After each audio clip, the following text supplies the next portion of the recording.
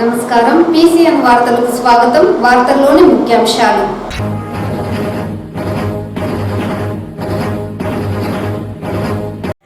ప్రజలకు సుపరిపాలన అందించేందుకు అధికారులు అంకిత భావంతో పనిచేయాలి. రాష్ట్ర ముఖ్యమంత్రి నారా చంద్రబాబు నాయుడు.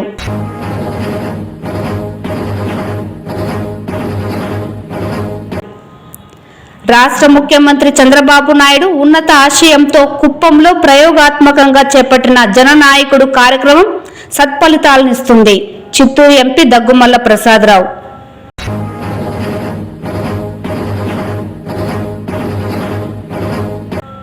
వైకుంఠ ఏకాదశి పర్వదినాన్ని పురస్కరించుకొని 10 రోజుల పాటు భక్తులకు వైకుంఠ ద్వార దర్శన భాగ్యాన్ని కల్పించనున్నాం. TTD chairman B R Naidu. వార్తల్లోని వివరాలు. ప్రజలకు సుపరిపాలనను అందించేందుకు అధికారులు అలసత్వం వీడి అంకిత భావంతో బాధ్యతతో పనిచేయాలని రాష్ట్ర ముఖ్యమంత్రి నారా చంద్రబాబు నాయుడు పేర్కొన్నారు. రాష్ట్ర ముఖ్యమంత్రి చిత్తూరు జిల్లా కుప్పం 3 రోజుల పర్యటనలో భాగంగా మంగళవారం రాత్రి గుడిపల్లి మండలం ద్రావిడ యూనివర్సిటీలోని సెమినార్ హాల్లో జిల్లా అధికారులతో జిల్లా ప్రగతిపై సమీక్షించి అభివృద్ధి కొరకు తీసుకోవాల్సిన చర్యలపై అధికారులకు దిశానిర్దేశం చేశారు. ఈ సందర్భంగా రాష్ట్ర ముఖ్యమంత్రి మాట్లాడుతూ ప్రభుత్వ సేవలు ప్రజలకు సంతృప్తి స్థాయిలో చేరవేసేందుకు అధికారులు బాధ్యతతో పనిచేయాలని, సుపరిపాలనను అందించేందుకు అధికారులు అలసత్వం వీడి పనిచేయాలని తెలిపారు. ప్రధానంగా రెవెన్యూ సమస్యల పరిష్కారంపై ప్రత్యేక దృష్టి పెట్టాలని, ప్రణాళికతో ముందుకు వెళ్లి పరిష్కారం చూపాలన్నారు. గతంతో పోలిస్తే ఆర్డీఓలకు మండలాల సంఖ్య తక్కువగా ఉంటుందని, వారి పరిధిలో రెవెన్యూ సమస్యలను పరిష్కారానికి చొరవ చూపి సమర్థవంతంగా పనిచేయాలన్నారు. రాష్ట్రంలో ప్రతి రిజర్వాయర్ నందు నీటి నిల్వలు కలవని, జిల్లాలో ఎక్కడా తాగునీటి సమస్య తలెత్తకుండా అవకాశం లేకుండా ముందస్తు చర్యలు చేపట్టాలని ఆర్డబ్ల్యూఎస్ అధికారులను ఆదేశించారు. భూగర్భ జలాల పెంపునకు, చెక్ డ్యాముల నిర్మాణమునకు చర్యలు చేపట్టాలని డ్వామా అధికారులను ఆదేశించారు. చిత్తూరు జిల్లాలో పంట పొలాలపై ఏనుగుల దాడులను అరికట్టేందుకు అటవీ శాఖ అధికారులు తీసుకుంటున్న చర్యలపై సమీక్షించారు. జిల్లాలో ఏకో టూరిజం అభివృద్ధికి సంబంధిత శాఖలు సమిష్టిగా పనిచేయాలన్నారు. సచివాలయాల రేషనలైజేషన్ భాగంగా జనాభా ప్రాతిపదికన చేపట్టాలని, తద్వారా సిబ్బంది కొరతను నివారించవచ్చునని, ఈ దిశగా చర్యలు చేపట్టాలని జిల్లా కలెక్టర్ను ఆదేశించారు. జిల్లాలో వ్యవసాయానికి ప్రత్యామ్నాయంగా ఉద్యాన పంటలైన కూరగాయలు, పూలు, పండ్లు పెంపకాలను ప్రోత్సహించాలన్నారు. కొత్త పంటల సాగుకు రైతుల ఆసక్తి చూపే విషయంలో అందుకు ఆ ప్రాంతంలో ఆ పంట సాగుకు అనుకూలమైన వాతావరణం ఉన్నది లేనిది సరిచూసుకోవాలని ఆదేశించారు. గంజాయి నియంత్రణకు అటవీ పోలీస్ అధికారులు ప్రత్యేక డ్రైవ్ ను చేపట్టి పగడ్బందీగా జాయింట్ యాక్షన్ ప్లాన్ ను అమలు చేయాలని అధికారులను ఆదేశించారు. ఈ సమావేశంలో భాగంగా జిల్లాలో రెవెన్యూ సదస్సుల నిర్వహణ, ఆర్డబ్ల్యూఎస్, మహాత్మా గాంధీ జాతీయ గ్రామీణ ఉపాధి హామీ పథకం ద్వారా చేపడుతున్న పనుల పురోగతి, వ్యవసాయ ఉద్యానవన శాఖల పురోగతి, వైద్య సేవలు సంబంధిత అంశాలపై పవర్ పాయింట్ ప్రెజెంటేషన్ ద్వారా జిల్లా కలెక్టర్ సుమిత్ కుమార్ ముఖ్యమంత్రికి వివరించారు. ఈ సమీక్షా సమావేశంలో చిత్తూరు పార్లమెంట్ సభ్యులు దగ్గుమల్ల ప్రసాదరావు, ముఖ్యమంత్రి కార్యదర్శి ప్రద్యుమ్న,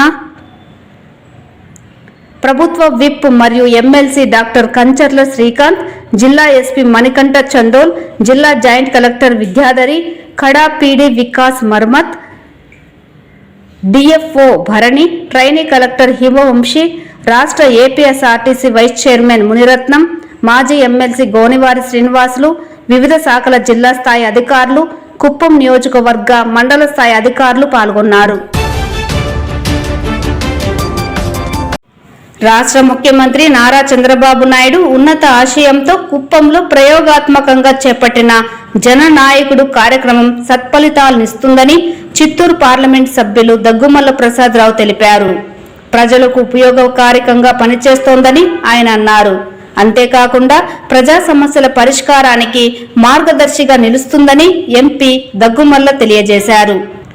కుప్పాన్ని రాష్ట్రానికి ఆదర్శ నియోజకవర్గంగా తీర్చిదిద్దాలన్న ముఖ్య లక్ష్యంతో రాష్ట్ర ముఖ్యమంత్రి నారా చంద్రబాబు నాయుడు జననాయకుడనే మరో ప్రయోగాత్మక కార్యక్రమానికి శ్రీకారం చుట్టారని, దీన్ని కుప్పంలోని టీడీపీ కార్యాలయ ప్రాంగణంలో ప్రారంభించడం జరిగిందన్నారు. ఈ కార్యక్రమంలో సీఎం చంద్రబాబు నాయుడుతో పాటు తాను కలిసి పాల్గొనడం ఆనందంగా ఉందని తెలియజేశారు. ఈ సందర్భంగా ఆయన మీడియాతో మాట్లాడుతూ సీఎం చంద్రబాబు నాయుడు అనునిత్యం ప్రజా శ్రేయస్సే తన ప్రథమ కర్తవ్యంగా భావించి సేవకుడుగా పనిచేస్తున్నారని చెప్పారు. వినూత్న ఆలోచనలతో కుప్పాన్ని ప్రయోగాలకు కేంద్ర బిందువుగా మార్చి పాలనలో తనదైన ముద్ర వేస్తున్నారని పేర్కొన్నారు. సాంకేతిక పరిజ్ఞానానికి అత్యంత ప్రాధాన్యతనిచ్చే ముఖ్యమంత్రి నారా చంద్రబాబు నాయుడు టెక్నాలజీ వినియోగం వల్ల కలిగే ప్రయోజనాలను ఆచరణలో చేసి చూపి ఎందరికో ఆదర్శంగా నిలిచిన గొప్ప పాలనా అధ్యక్షుడిగా ఆయన కొనియాడారు. చంద్రబాబు చూపిన బాటలో నడిచిన యువత ఉన్నత శిఖరాలను అధిరోహించి తమ ఉజ్వల భవిష్యత్తుకు పునాది వేసుకున్నారని తెలియజేశారు.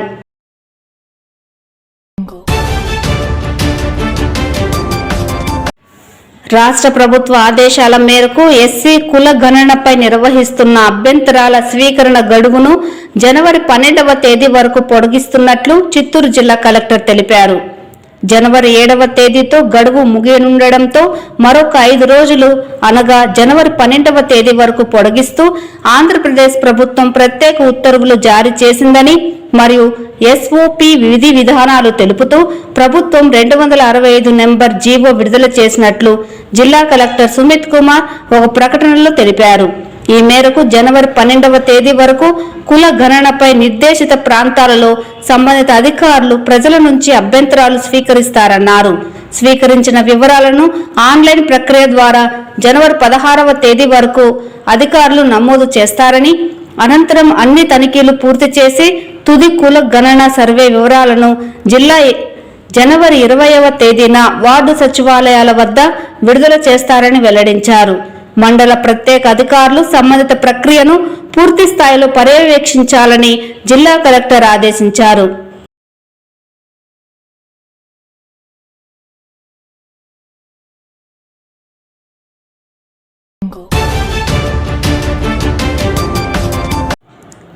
వైకుంఠ ఏకాదశి పర్వదినాన్ని పురస్కరించుకొని 10 రోజుల పాటు భక్తులకు వైకుంఠ ద్వార దర్శన భాగ్యాన్ని ఏర్పాటు చేస్తున్నట్లు టీటీడీ చైర్మన్ బిఆర్ నాయుడు తెలిపారు. ఈ సందర్భంగా ఏర్పాటు చేసిన మీడియా సమావేశంలో ఆయన మాట్లాడుతూ వైకుంఠ ఏకాదశి సందర్భంగా సామాన్య భక్తులకు అధిక ప్రాధాన్యతనిస్తూ అధిక మొత్తంలో టికెట్లను జారీ చేస్తున్నామని, గతంలో ఎన్నడూ లేని విధంగా సామాన్యులకు పెద్దపీట వేశామని పేర్కొన్నారు.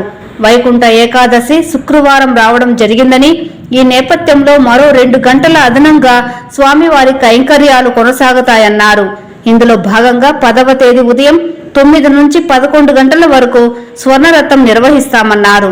అలాగే 11వ తేదీ ఉదయం శ్రీవారి పుష్కరిణిలో స్వామివారికి చక్రస్నానం నిర్వహించనున్నట్లు వెల్లడించారు. వైకుంఠ ఏకాదశిని పురస్కరించుకొని తిరుమలలో 1 కేంద్రంతో పాటు తిరుపతిలో 8 కేంద్రాలలో టైం స్లాట్ టోకెన్ల కేటాయింపు జరుగుతుందని, టోకెన్లు కలిగిన భక్తులకు మాత్రమే వైకుంఠ ద్వార దర్శన భాగ్యం ఉంటుందని స్పష్టం చేశారు. వైకుంఠ ఏకాదశి పర్వదినాన్ని పురస్కరించుకొని 10 రోజుల పాటు సిఫార్సు లేఖలపై జారీ చేసిన విఐపి బ్రేక్ దర్శనాలను పూర్తిగా రద్దు చేస్తున్నట్లు ఈ సందర్భంగా ఆయన స్పష్టం చేశారు. ఇందులో భాగంగానే 3,000 మంది పోలీసులు, 15,000 మంది విజిలెన్స్ భద్రతా ఏర్పాట్లు కూడా చేపట్టామని, శ్రీవారి దర్శనార్థం వచ్చే భక్తుల కోసం ఉదయం 6 నుండి రాత్రి 12 గంటల వరకు నిరంతరాయంగా అన్నప్రసాద వితరణ చేపట్టనున్నట్లు ఆయన వెల్లడించారు. అలాగే గోవిందమాల వేసిన భక్తులకు ఎలాంటి ప్రత్యేక దర్శన ఏర్పాట్లు చేపట్టడం లేదని, ఈ విషయాన్ని గోవిందమాల భక్తులు గుర్తుంచుకోవాలని తెలిపారు. హెచ్ఎంపీవీ వైరస్ ప్రబలుతున్న నేపథ్యంలో భక్తులు ప్రతి ఒక్కరూ మాస్కులు ధరించి స్వామివారి దర్శనానికి రావాలన్నారు. 90 కేంద్రాల్లో 90 కౌంటర్లో ఈ టోకన్లు జారీ చేస్తారు. ఈ టోకన్లు ఉన్నవారే తిరుమలకు వస్తే బాగుంటుందనేది మీ అందరికీ విజ్ఞప్తి. టోకన్ లేకపోతే వచ్చినా కానీ దర్శనాలు ఉండవు, ఇది గమనించాలి. అదేవిధంగా తిరుమలకి రావద్దని చెప్పే అవకాశం కానీ అది కానీ ఏమి ఉండదు, ఎవరైనా రావచ్చు, దాన్ని ఆపేవాళ్ళు ఎవరు ఉండరు. కానీ వస్తే ఇబ్బందులు పడుతున్నారని మాత్రమే ఈ సమావేశం ద్వారా విజ్ఞప్తి చేస్తున్నాం. ప్రతి ఒక్కరూ టోకన్ లేకపోతే వస్తే తిరుమలలో దర్శనాలు దొరక, గదులు దొరక ఇబ్బందులు పడుతున్నారనే ఉద్దేశంతో ఈ విజ్ఞప్తి చేస్తున్నాం. జనవరి 9వ తేదీ ఉదయం 5 గంటల నుంచి జనవరి 10, 11, 12 తేదీలకు సంబంధించి 1,20,000 టోకన్లు జారీ చేయడం జరుగుతుంది. ఆ తర్వాత 13వ తారీఖు నుంచి ఏ రోజుకి ఆ రోజు బుకింగ్ ఇవ్వాలని చెప్పేసి అధికారులు నిర్ణయించారు. ఈ అవకాశాన్ని కూడా భక్తులందరూ కూడా మీరు సద్వినియోగం చేసుకోవాలని చెప్పి కోరుతున్నాం. స్వయంగా వచ్చే ప్రోటోకాల్స్ ఎవరైతే ఉన్నారో వాళ్ళకు తప్ప మిగిలిన సిఫార్సు లెటర్స్ కూడా ఏది కూడా అనుమతించమని చెప్పేసి అధికారులు అందరూ కలిసి నిర్ణయం తీసుకున్నారు. విఐపి బ్రేక్ కానీ వృద్ధులు, చంటి పిల్లలు, దివ్యాంగులు, ఎన్ఆర్ఏలు, ఇతర దర్శనాలు ఆ 10 రోజులు పాటు రద్దు చేయడం జరిగింది. కాబట్టి ఇక్కడికి వచ్చి ఇబ్బంది పడకుండా ఉండాలనే ఉద్దేశంతోనే ఈ సూచనలు చేస్తున్నాం. ఈ 10 రోజులు దాదాపు 7 లక్షల మందికి పైగా వైకుంఠ ద్వారం దర్శనాలు చేసుకునే అవకాశం ఉంది. కాబట్టి అందరూ ఈ అవకాశాన్ని వినియోగించుకోవాలని చెప్పి కోరుతున్నాం. శ్రీవారి మెట్టు మార్గంలో కూడా టోకన్లు జారీ చేయటం జరగదు 19వ తారీఖు వరకు. ఆ తర్వాత మామూలుగానే ఈ టోకన్లు జారీ చేయడం జరుగుతుంది. ఎక్కువ మంది సామాన్య భక్తులకి వైకుంఠ ద్వార దర్శనం కల్పించేందుకు 10 రోజులు సిఫార్సు లేఖలు స్వీకరించబడవు. ముఖ్యమంత్రి ఆదేశం ఏంటంటే సామాన్య భక్తులకు పెద్దపీట వేయండి అని చంద్రబాబు నాయుడు గారు ఆదేశించిన మీదట అధికారులందరూ కూర్చొని ఈ నిర్ణయం తీసుకోవటం జరిగింది. 10 రోజుల పాటు వసతి గదులు, ఆన్లైన్ బుకింగ్ రద్దు, సామాన్య భక్తులకు సిఆర్ఓలో ఉచిత గదులు కేటాయింపులు చేయటం జరుగుతుంది. ఈ ట్రాఫిక్ కూడా ఈ టోకన్లు పొందిన వాళ్ళకి వీళ్ళందరికీ ఆ టోకన్ల మీదనే దాన్ని ఎక్కడ పార్కింగ్ చేయాలి, ఎలా చేయాలి, ఎప్పుడు రావాలి, పికప్ పాయింట్, ఇవన్నీ కూడా దాని మీద క్లియర్గా సూచించడం జరుగుతుంది. ఆ విధంగా భక్తులు రావాల్సి ఉంటుంది. అందరూ ఒకటేసారి వస్తే ట్రాఫిక్ జామ్ అయి ఇబ్బందులు పడే అవకాశం ఉంటుంది. కాబట్టి దీన్ని అధిగమించాలా అందరం కలిసి. అదేవిధంగా భద్రత విషయంలో వస్తే సుమారు 3,000 మంది పోలీసులు, 1600 మంది ఇంటెలిజెన్స్ అధికారులు అందరూ కూడా ఈ పర్యవేక్షిస్తారు. ఎలాంటి చిన్న ఇబ్బందులు కూడా జరగకుండా భక్తులకి రక్షణ కల్పించే ఏర్పాట్లు కూడా మన అధికారులు చేస్తున్నారు. కాబట్టి ఎవరు కూడా ఏమీ ఇబ్బంది పడకూడదు. అందరూ ప్రశాంతంగా వచ్చి దర్శనం చేసుకొని పోవాల్సిందిగా కోరుతున్నాం. అదేవిధంగా సుమారు 3,000 కెమెరాలు, సీసీ కెమెరాలు ఏర్పాటు చేయడం జరిగింది. కాబట్టి ఎవరు కూడా ఎలాంటి భయప్రాంతులకు, ఆరోపణలకు, రూమర్స్కి అవియకుండా ప్రశాంతంగా వచ్చి దర్శనం చేసుకొని వెళ్ళాల్సిందిగా కోరుతున్నాం.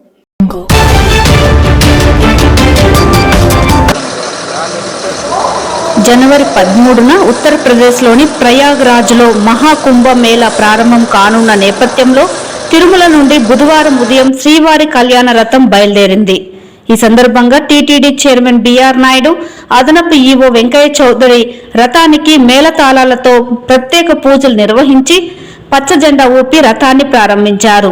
ఈ సందర్భంగా చైర్మన్ మీడియాతో మాట్లాడుతూ జనవరి 13 నుంచి ఫిబ్రవరి 26 వరకు జరగనున్న కుంభమేళాలో సెక్టార్ 6 బజరంగ్ దాస్ రోడ్లోని నాగవాసుకి దేవాలయం సమీపంలో యూపీ ప్రభుత్వం కేటాయించిన 2.89 ఎకరాల స్థలంలో శ్రీవారి నమూనా ఆలయం ఏర్పాటు చేస్తున్నామన్నారు. 170 మంది సిబ్బందితో నమూనా ఆలయంలో తిరుమల తరహాలో అన్ని కైంకర్యాలు నిర్వహిస్తామని చెప్పారు. ఉత్తరాది భక్తులకు స్వామివారి ఆర్జిత సేవలను తిలకించే భాగ్యం కల్పిస్తున్నట్లు పేర్కొన్నారు.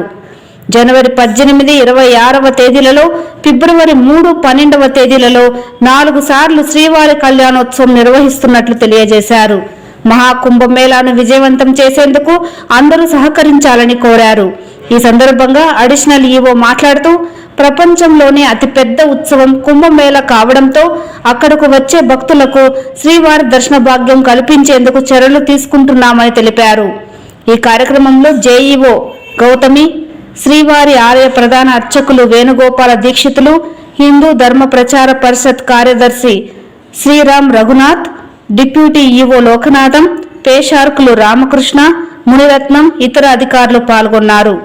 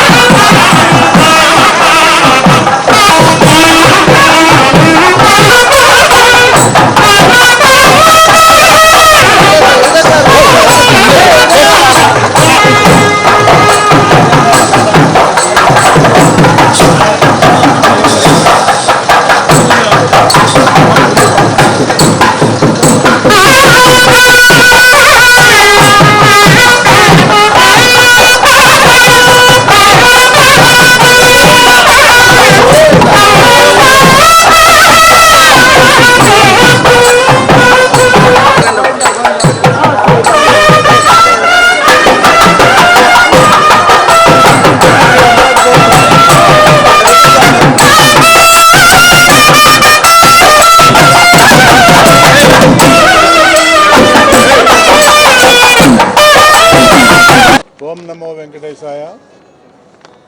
ఈరోజు తిరుమల నుంచి ప్రయాగ్రాజ్ అలహాబాద్ దగ్గర జరిగే కుంభమేళా కార్యక్రమానికి ఇక్కడి నుంచి టీటీడీ నుంచి కళ్యాణ రథం వెళ్తుంది.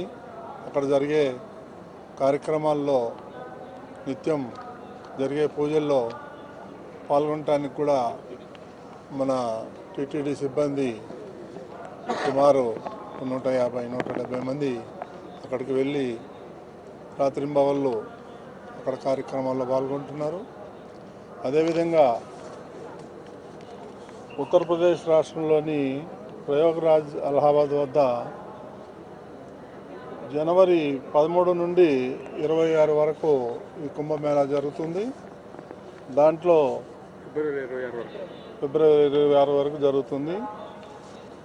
ఈ భక్తులు ఈ యొక్క కళ్యాణోత్సవాల్లో 4 రోజులు జరుగుతుంది. జనవరి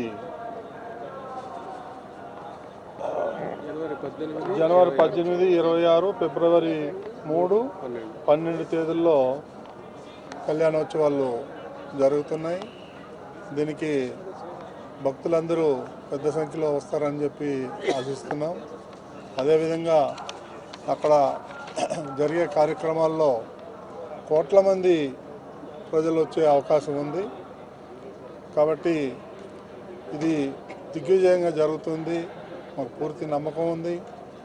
ప్రతి ఒక్కరి సహకారం కూడా కావాలి. అక్కడ జరిగేటువంటి నిత్య కైంకర్యాలు అయితే ఏముంది, ఇక్కడ ఉన్నటువంటి టెంపుల్ లాగానే అక్కడ కూడా నమూనా టెంపుల్ నిర్మించడం కూడా జరిగింది. కాబట్టి ఈరోజు ఇక్కడ నుంచి ఈ కళ్యాణ రథం బయలుదేరుతుంది. బహుశా 2 రోజుల్లో అలహాబాద్ చేరుకుంటుంది. అక్కడ జరిగే బ్రహ్మాండమైనటువంటి కార్యక్రమాల్లో మన వాళ్ళందరూ కూడా పాల్గొంటారు. ఇవి కార్యక్రమం దిగ్విజయం కావాలని చెప్పి నేను మనస్ఫూర్తిగా కోరుకుంటున్నాను. ఉత్తరాది భక్తులు చాలామంది వచ్చే అవకాశం ఉంది, చూడాలి. ఇది మూడోసారి మనం నిర్వర్తించటం. గతంలో కూడా 2 సార్లు దిగ్విజయంగా నిర్వహించాం.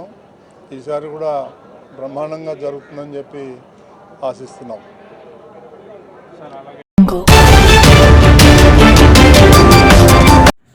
తిరుమల శ్రీవారిని ఈరోజు ఉదయం వీఐపీ విరామ సమయంలో పలువురు ప్రముఖులు దర్శించుకున్నారు.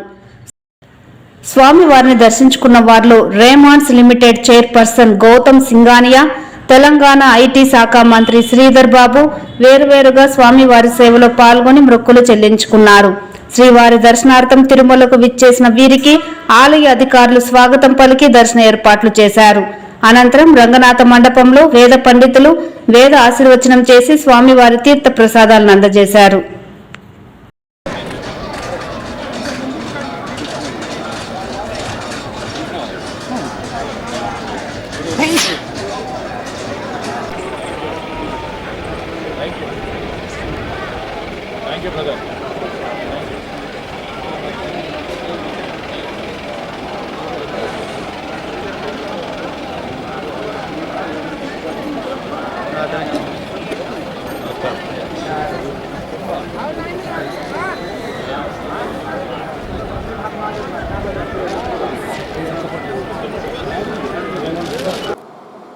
ఈ వార్తలు ఇంతటితో సమాప్తం. నమస్కారం.